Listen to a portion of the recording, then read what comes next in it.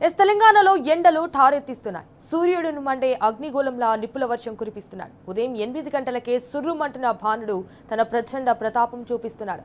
దీంతో జనం బయటకు రావాలంటేనే భయపడుతున్నారు. ఎప్పుడెప్పుడు గమ్యస్థానాలకు చేరుతాం బాబోయ్ అని విలవిలలాడిపోతున్నారు. ఇటు ట్రాఫిక్ సిగ్నల్స్ వద్ద ఆగితే ఆగమాగమయ్యే పరిస్థితి నెలకొంది. ఇప్పుడే ఇలా ఉంటే ఇక రాబోయే మే నెలలో పరిస్థితి ఏంటో అని జనం బెంబేలెత్తిపోతున్నారు. అటు క్యూములో నింబస్ మేఘాల వలన అక్కడక్కడ వర్షాలు పడే అవకాశం ఉందనైతే వాతావరణ శాఖ తెలిపింది. సో మరింత సమాచారాన్ని మా ప్రతినిధి అరవింద్ అందిస్తారు. తెలంగాణలో ప్రస్తుతానికి హీట్ వేవ్ కొనసాగుతుంది. దాదాపు 43 గరిష్ట ఉష్ణోగ్రతలు కూడా నమోదవుతున్నాయి. మనతోని వాతావరణ శాఖ అధికారులు వారిని అడిగి తెలుసుకుందాం. సార్, ప్రధానంగా ఇప్పటికే 43 డిగ్రీ ఉష్ణోగ్రతలు కూడా నమోదవుతున్నాయి. రానున్న 3 రోజుల పాటు కూడా వాతావరణం ఏ విధంగా ఉండబోతుంది సార్? ముఖ్యంగా చూసుకున్నట్లయితే గత 2 రోజులుగా కూడా ఈ యొక్క ఉష్ణ తీవ్రతలో హెచ్చుతగ్గులు అనేవి కనిపిస్తున్నాయని చెప్పాలి. ఒక విధంగా గత 2-3 రోజులతో పోలిస్తే నిన్న 43 డిగ్రీలు, ఆదిలాబాద్లో 43.3 డిగ్రీలు, అలాగే నిజామాబాద్లో కూడా సుమారు 43 డిగ్రీల వరకు కూడా ఈ యొక్క ఉష్ణ తీవ్రత అనేది కొనసాగింది. ఒక విధంగా చూసుకున్నట్లయితే రానున్న 3 రోజులు కూడా ఈ యొక్క ఉష్ణ తీవ్రత అనేది క్రమేపీ ఒక విధంగా ఇలా కొనసాగినప్పటికీ కూడా తేలికపాటి వర్ష సూచన కూడా కనిపిస్తుంది.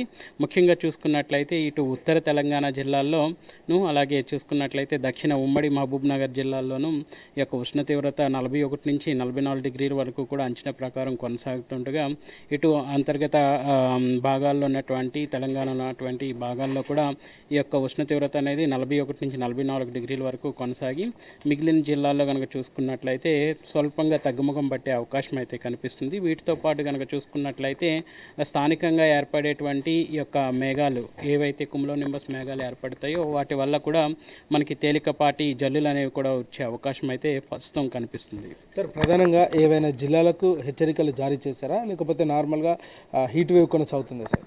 ముఖ్యంగా చూసుకున్నట్లయితే ప్రస్తుతం కనుక చూసుకున్నట్లయితే మన దగ్గర ఉన్నటువంటి జయశంకర్, భూపాల్పల్లి, మూలుగు, భద్రాద్రి కొత్తగూడెం, ఇంకా ఈ యొక్క జిల్లాలకు పెద్దపల్లి, ఈ యొక్క జిల్లాలు కనుక చూసుకున్నట్లయితే ఈ యొక్క ఉష్ణ తీవ్రత అనేది 36 నుంచి 40 డిగ్రీలు కొనసాగుతున్నప్పటికీ కూడా ఈ యొక్క అక్కడ ఉన్నటువంటి స్థానిక వాతావరణ పరిస్థితుల వల్ల తేలికపాటి వర్ష సూచన కూడా కనిపిస్తుంది. ఈ యొక్క కుములో నింబస్ మేఘాలు అనేవి సాయంత్రం ఏర్పడి అక్కడ తేలికపాటి వర్ష సూచన కూడా పడే అవకాశం అయితే కనిపిస్తుంది. అదే సమయంలో పశ్చిమ భాగంలో ఉన్నటువంటి వికారాబాద్, సంగారెడ్డి, మెదక్, కామారెడ్డి ఈ జిల్లాల్లో కూడా మనకి తేలికపాటి వర్ష సూచన అనేది కూడా కనిపిస్తుంది.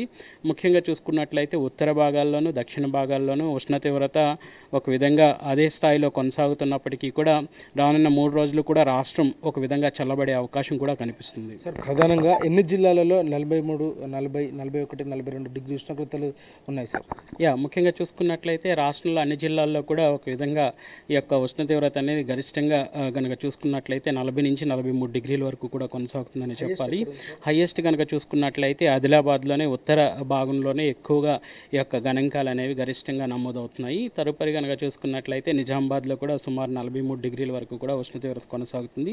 అలాగే సిటీ అవుట్స్కట్స్లో కూడా చూసుకున్నట్లయితే 41 నుంచి 42 డిగ్రీల వరకు కూడా ఈ యొక్క ఉష్ణ తీవ్రత కొనసాగుతుంది. ఏదైనప్పటికీ కూడా ప్రస్తుతం కొనసాగుతున్నటువంటి ఉత్తర దక్షిణ ద్రోణి ప్రస్తుతం కనుక చూసుకున్నట్లయితే ఈ ద్రోణి అనేది మరత్వాడ నుంచి గల్ఫ్ ఆఫ్ మన్మార్ వరకు కూడా ఇటు అంతర్గత కర్ణాటక నుంచి చూసుకున్నట్లయితే రాయలసీమ, తమిళనాడు వరకు కూడా సముద్ర మట్టానికి సుమారు 900 మీటర్ల ఎత్తులో కొనసాగుతూ దీనితో పాటు ఇటు మరత్వాడ తెలంగాణ మీదుగా అలాగే ఉత్తర కర్ణాటక వరకు కూడా సుమారు సముద్ర మట్టానికి చూసుకున్నట్లయితే 3.1 కిలోమీటర్ల ఎత్తులో ఒక ఉపరితల చక్రవాకం కూడా కొనసాగుతుంది.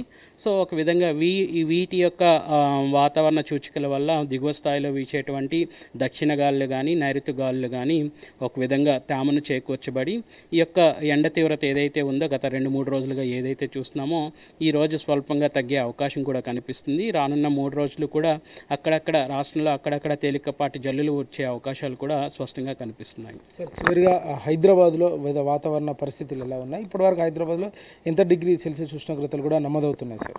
ముఖ్యంగా చూసుకున్నట్లయితే సిటీ పరంగా కనుక చూసుకున్నట్లయితే గరిష్ట గరిష్టంగా మనకి 41 డిగ్రీ వరకు కూడా ఉష్ణ తీవ్రత అనేది నమోదైంది. ఒక విధంగా చూసుకున్నట్లయితే ఇది సగటుకి తక్కువగా నమోదవుతున్నప్పటికీ కూడా సగటుకి 2.3 డిగ్రీలు ఎక్కువగా నమోదవుతున్నప్పటికీ కూడా గత 2 రోజులతో పోలిస్తే కొంచెం స్వల్పంగా 0.3 డిగ్రీల వరకు కూడా తగ్గిందనే చెప్పాలి. ఏదైనప్పటికీ కూడా సిటీలో కూడా ఈ రానున్న 3 రోజులు కూడా కొంచెం చల్లటి వాతావరణం ఉండే అవకాశం కనిపిస్తుంది.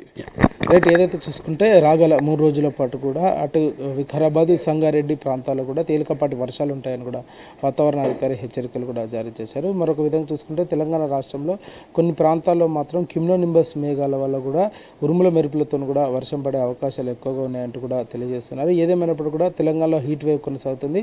దాదాపు 43 డిగ్రీ సెల్సియస్ ఉష్ణోగ్రతలు కూడా నమోదవుతున్నాయంటూ కూడా ఇప్పటికే వాతావరణ అధికారులు తెలియజేశారు. ఏదేమైనప్పుడు కూడా తెలంగాణలో రానున్న 5 రోజుల పాటు కూడా మరింత ఉష్ణోగ్రతలు కూడా కొంచెం పెరిగే అవకాశాలు ఉన్నాయంటూ కూడా ఇప్పటికే వాతావరణ అధికారులు తెలియజేశారు. వీడియో జర్నలిస్ట్ శివతో, అరవింద్, టీ న్యూస్, హైదరాబాద్.